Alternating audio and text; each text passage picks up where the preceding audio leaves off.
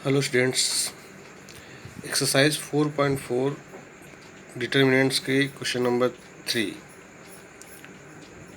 Class 12th की mathematics है।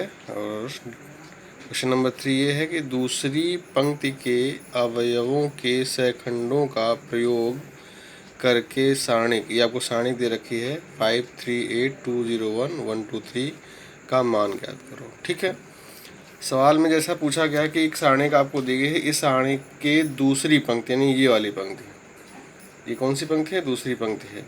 इस पंक्ति के इसने बोला है पंक्ति के अवयवों का प्रयोग करके या सहखंड, पंक्ति के अवयवों का सहखंड निकाल करके आप जो है सारणी का मान बताइए। तो हम आपको बता देना चाहता हूँ, किसी भी सारणी का अगर आपको मान निकालना है तो आप क्या कर सकते हैं, किसी भी पंक्ति को लेकर के या किसी भी स्तंभ को लेकर के उनके समस्त अवयव, जैसे इस पंक्ति में 3 अवयव हैं, या इस पंक्ति को लेंगे तो या इस पंक्ति को लेंगे, जिस पंक्ति में जितने अवयव होंगे उनके संगत उनके सहखंड निकाल लेंगे और उनकी सहखंड की उनके अवयवों से गुणा करके योग करके सारणी का मान निकाला जा सकता है। मतलब कहने का मतलब ये है, किसी भी सारणी का मान सारणी के किसी भी पंक्ति या किसी भी स्तंभ के अवयवों के संगत सहखंडों के गुणनफल के योग से प्राप्त किया जा सकता है, योग करके प्राप्त किया जा सकता है। ठीक है, तो हम इस पे काम भी करेंगे, मतलब इस काम को मान निकालना है सारणी का जो है।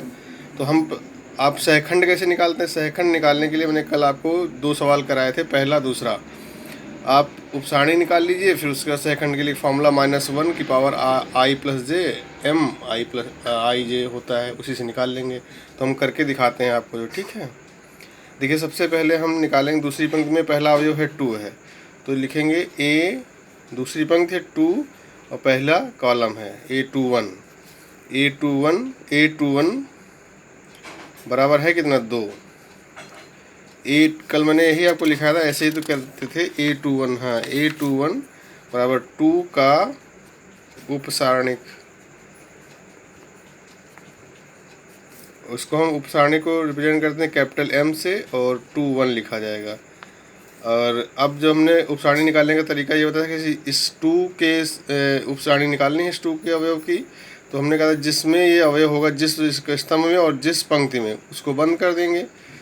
तो बंद करने के बाद में जैसे कि ये वाला आपका जो है 2 इसमें है पहली वाली पंक्ति में, दूसरे वाले पंक्ति में है, पहले वाले कॉलम में है, तो इसको बंद करेंगे तो बचेगा क्या? 3 8 2 3।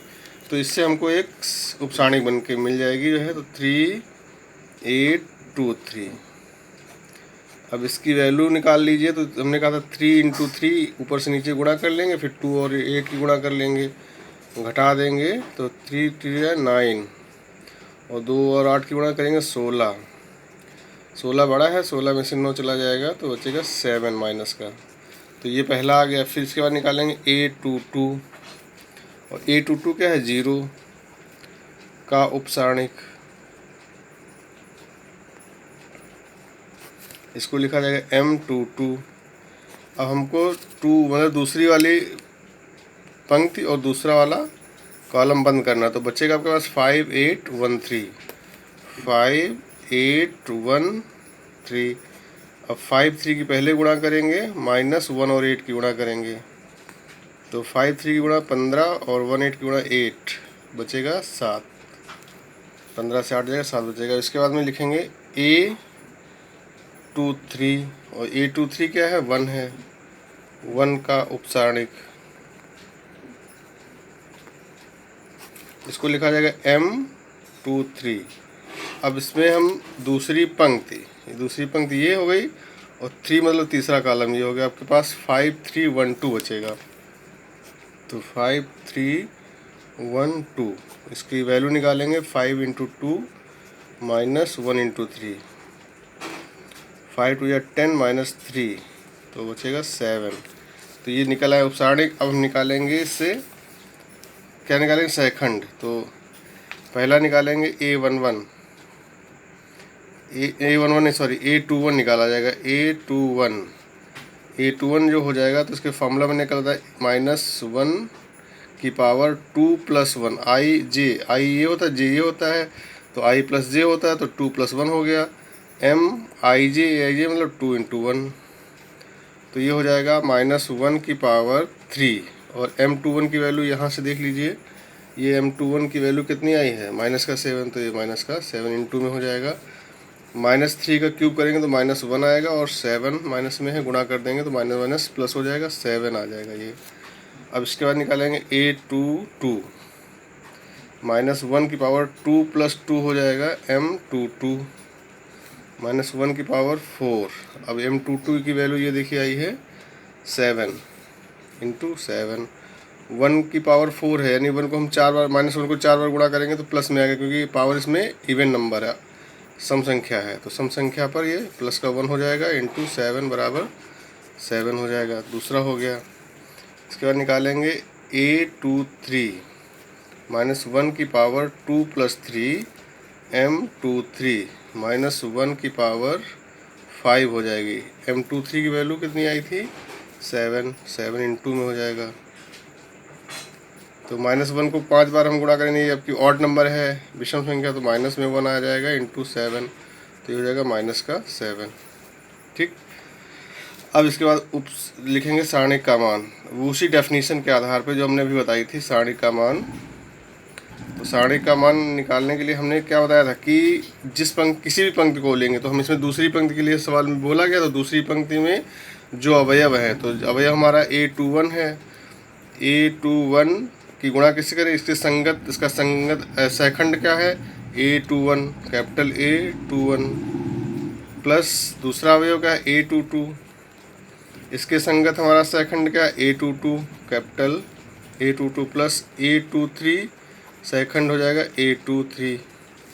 अब A21 की वैल्यू कितनी है, यहाँ पे देखिए A21 की वैल्यू है 2, तो 2 इंटू A21 की वैल्यू कितनी आई है 7, प्लस A22 की वैल्यू कितनी है 0, और A22 की वैल्यू कैपिटल यानी सेकंड की वैल्यू कितनी आई है 7। ये देखिए A22 के सामने आप चले जाइए, देखिए 7 आएगा, तो 7 हो जाएगा, प्लस A23 की वैल्यू कितनी है 1, तो 1 इंटू A23 की वैल्यू यहाँ से देखेंगे -7।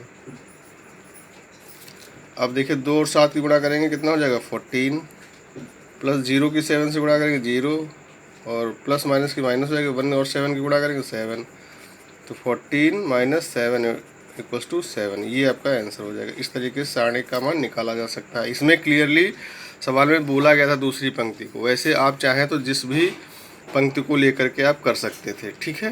तो इसके बाद में क्वेश्चन नंबर हम कौन सा करेंगे, तीसरे व चौथे। क्वेश्चन नंबर 4 में भी वही पूछा गया है सवाल। ये देखिए साफ साफ लिखा हुआ है तीसरे, यहाँ पे तीसरे लिखा हुआ है, कटा हुआ है यहाँ पे।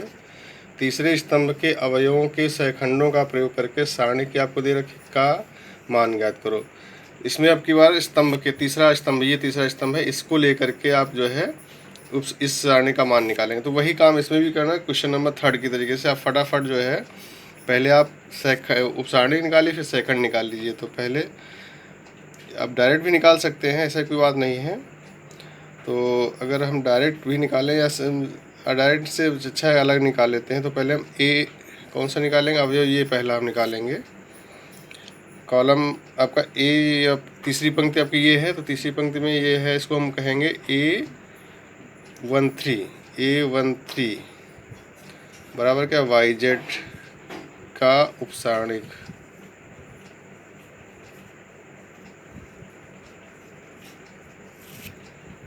इसको हम लिखेंगे M13, तो इसकी वैल्यू आ जाएगी, इसको हम बंद कर देंगे, इसको बंद कर देंगे, 1Y 1Z। तो 1 की गुणा Z से करेंगे, -1 की गुणा Y से करेंगे, तो 1 की गुणा Z -Y आ जाएगा। तो ये आ गया आपका Z -Y।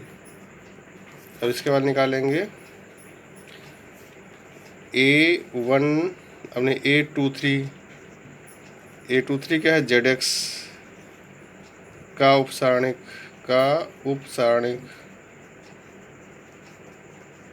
ये M23 हो जाएगा। अब की बार ये कॉलम, ये पंक्ति बन जाएगी, कॉलम बन जाए, तो 1X 1Z। अब इसका मल्टीप्लिकेशन करेंगे तो 1 और Z की गुणा 1 इंटू Z -1 इंटू X, तो हो जाएगा Z -X। अब इसके बाद लिखेंगे A33 और A33 क्या है, एक्स वाई का उपसारणिक।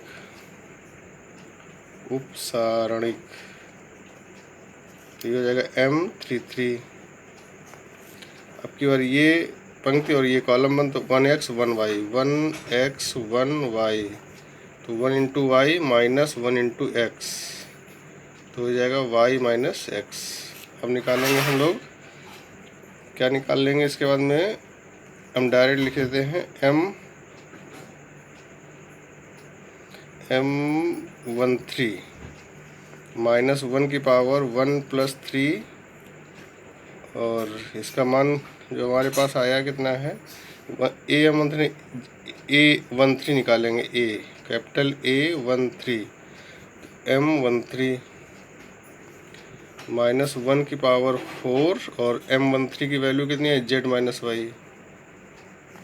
अब माइनस 1 की पावर 4 है, हमने कहा था इवन नंबर है तो 1 प्लस का ही आएगा। 1 से गुणा Z माइनस वाई की करेंगे तो कितना आ जाएगा, Z माइनस वाई ही आएगा जो है, तो डायरेक्ट हम लिख दे रहे हैं Z माइनस वाई। अब निकालेंगे A23 माइनस 1 की पावर 2 प्लस 3 M23। अब माइनस 1 की पावर 5 हो जाएगा, और M23 की वैल्यू यहाँ पे आई है Z माइनस एक्स। तो माइनस 1 के जब गुणा 5 बार करें, यानी ये ऑड नंबर है तो माइनस का 1 इंटू Z माइनस एक्स, तो ये हो सकता है। आप इसको माइनस से गुणा कराएंगे तो माइनस का Z माइनस एक्स, या माइनस कॉमन लेके इसको हम प्लस भी कर सकते हैं, तो इसको हम x माइनस जेड भी लिख सकते हैं। तो ये आपका x माइनस जेड हो जाएगा। इसके बाद में निकालेंगे A33 माइनस 1 की पावर 3 प्लस 3 M33, तो माइनस 1 की पावर कितनी हो जाएगी, 6, और M33 की वैल्यू हमारे पास कितनी आई है, यहाँ पे देखिए M33 की वैल्यू आई y माइनस एक्स, और माइनस 1 को जो हम 6 बार गुणा करेंगे तो प्लस का आएगा 1 इंटू वाई माइनस एक्स, तो 1 से गुणा करेंगे y माइनस एक्स ही रहेगा। ठीक, ये सारे हमारे वैल्यू आ गई सेकंड की। अब हम निकालेंगे सारणिक का मान।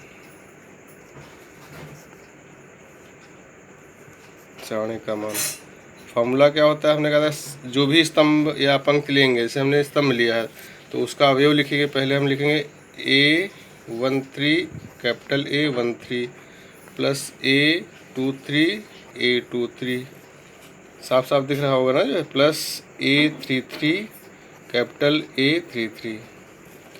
अब A13 की वैल्यू कितनी है, A13 की वैल्यू YZ की गुणा किससे करेंगे, A13 से। A13 की वैल्यू हमारी आई है Z minus Y, plus A23 की वैल्यू कितनी है, A23 की वैल्यू है ZX, तो ZX, और A23 की वैल्यू कितनी आई है, A23 ये निकाला है हमने x माइनस जेड, फिर प्लस A33 की वैल्यू हमारे पास कितनी है, XY। A33 ये देखिए लिखा है XY, और कैपिटल A33 मतलब सेकंड A33 की वैल्यू आई है हमारे पास y माइनस एक्स। ठीक, अंदर गुणा कराएंगे इसके तो YZ की गुणा Z से करेंगे तो YZ स्क्वायर हो जाएगा, minus Y square Z plus ZX square minus Z square X plus XY square minus X square Y।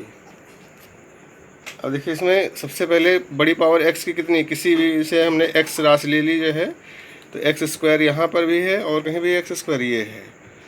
इन दोनों में अगर हम x स्क्वायर कॉमन ले देते हैं तो हमारे पास z माइनस वाई बचेगा, क्योंकि यहाँ पे x स्क्वायर है, यहाँ पर भी x स्क्वायर, यहाँ पे z बचेगा, यहाँ पे y, तो z माइनस वाई हो जाएगा। फिर x स्क्वायर के बाद में x कॉमन लेते हैं तो x ये है और x कहाँ पे है, एक x ये एक x ये है, तो हम माइनस एक्स कॉमन ले लेते हैं। चलिए माइनस एक्स कॉमन इसलिए ले रहे हैं, उसके बाद आप समझ जाएंगे, भी हम बताते हैं। माइनस एक्स कॉमन लेने से ये जेड स्क्वायर पहले आ जाएगा, जेड स्क्वायर हो जाएगा, ये माइनस का वाई स्क्वायर हो जाएगा, क्योंकि यहाँ जेड माइनस वाई है। तो अगर हम यहाँ प्लस जेड एक्स ले लेते तो वाई माइनस जेड हो जाता, तो फिर आपको फिर बाद में कॉमन लेना पड़ता है एक जैसा बनाने के लिए। अब हमारे पास देखिए और क्या बच्चा, हमारे पास दो टर्म, ये वाला हो गया और ये हो गया, ये हो गया, ये हो गया, अब ये दो बच्चे हैं। इसमें वाई स्क्वायर जेड यहाँ है, वाई जेड इसको नहीं, वाई जेड आपको कॉमन मिल जाएगा, प्लस का वाई जेड कॉमन ले लिए तो यहाँ पे जेड माइनस वाई यहाँ पर भी हो जाएगा। अब देखिए 3 टर्म हो गए आपके पास, एक ये और एक ये, इसमें तीनों में जेड माइनस वाई है। यहाँ भी इसका फार्मूला ही आपको पता होगा, Z minus Y Z plus Y होता है, तो जेड माइनस वाई कॉमन ले लेंगे। अब यहाँ पे क्या बचा है, एक्स स्क्वायर, और यहाँ पे बचा आपके पास माइनस एक्स और ब्रैकेट में जेड प्लस वाई बचा जाए, और ये वाई जेड कॉमन, ये जेड माइनस वाई कॉमन चला गया तो यहाँ पर प्लस वाई जेड बच गया। अब आप क्या करेंगे, जेड माइनस वाई तो ऐसे ही रहेगा, एक्स स्क्वायर माइनस अंदर गुणा कर देंगे जेड एक्स माइनस का जेड वाई, जेड नहीं जेड वाई नहीं वाई जेड एक्स वाई है, और प्लस वाई जेड या जेड वाई। अब देखिए जेड माइनस वाई बाहर है, एक्स स्क्वायर ये है, एक्स ये है और एक्स यहाँ पर भी है, तो एक्स क्यों ना कॉमन ले लें यहाँ पे, तो यहाँ पे बचेगा एक्स माइनस वाई। और अब ये 2 टर्म बचे, इसमें कॉमन क्या मिलेगा आपका, इसमें मिल जाएगा आपका जेड एक्स यहाँ है, वाई जेड यहाँ, जेड मिल जाएगा। तो हम प्लस का जेड ले लें कि माइनस का जेड ले लेते हैं, तो ये हो जाएगा एक्स प्लस का हो जाएगा, ये हो जाएगा माइनस का एक्स माइनस वाई, क्योंकि एक्स माइनस जहाँ माइनस कॉमन इसलिए लेना पड़ा क्योंकि यहाँ अगर माइनस नहीं ले तो वाई माइनस एक्स होता, तो फिर कॉमन नहीं मिलता, तो जेड माइनस वाई, और यहाँ पे एक्स माइनस वाई कॉमन मिल गया और बचा एक्स माइनस जेड। ठीक, तो अब देखिए एक्स माइनस वाई पहले हो गया आपका, Y minus X, X minus Y, Y minus Z, Z minus X, ऐसे लिख सकते हैं। तो इसमें माइनस कॉमन ले लेंगे तो ये हो जाएगा वाई माइनस जेड, इसमें माइनस कॉमन ले लेंगे तो जेड माइनस एक्स, तो माइनस माइनस के बाद में गुणा कर देंगे वो भी प्लस हो जाएगा। तो ऑलरेडी हम लिख सकते हैं X minus Y, Y minus Z, एक सीक्वेंस बन जाएगा, X minus Y, Y minus Z, Z minus X, ऐसा है। ऊपर देखिए जेड माइनस वाई था, यहाँ वाई माइनस जेड, इसका मतलब आपने माइनस कॉमन लिया होगा यहाँ पे, और यहाँ एक्स माइनस जेड है, यहाँ पे आपने क्या लिखा, जेड माइनस एक्स, इसका मतलब यहाँ भी माइनस कॉमन लिया आपने। तो 2 बार जब माइनस कॉमन ले लेंगे तो माइनस माइनस की गुणा करेंगे तो क्या आएगा, प्लस आएगा, इसीलिए यहाँ पे कोई माइनस चिन्ह आपको नहीं दिख रहा होगा। ये सारणी का मान आ गया, आपका ये आंसर हो गया। ठीक है, क्वेश्चन नंबर आपका ये कंप्लीट हो गया। कौन सा क्वेश्चन नंबर ये था, 4।